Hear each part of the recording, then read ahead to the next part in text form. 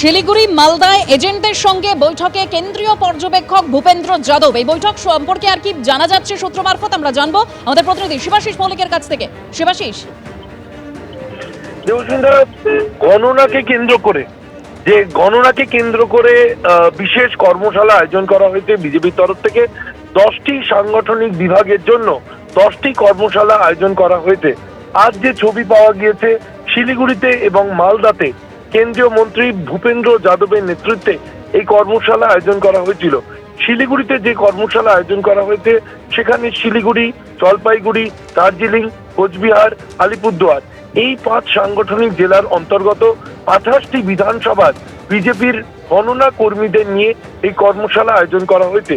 সেখানে উপস্থিত ছিলেন ভূপেন্দ্র যাদব সহ সাংসদদের মধ্যে মনোজ চিগা, জয়ন্ত রায়, তারা উপস্থিত ছিলেন।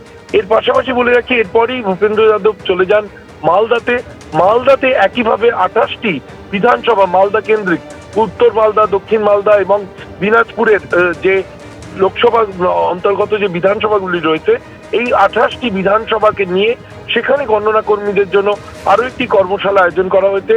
সার্বিকভাবে রাজ্য বিজেপি সূত্রে যা জানা যাচ্ছে, 10টি বিভাগে এভাবেই 28-30টি করে বিধানসভা নিয়ে গণনা কর্মীদের দুদিনে, অর্থাৎ আজ এবং আগামীকাল এই দুদিন ধরে কর্মশালা চলবে এবং সেই দুদিনের কর্মশালায় গণনা কর্মীদের বিশেষভাবে প্রস্তুত করবে বিজেপি নেতৃত্ব। ধন্যবাদ শিবাশিস।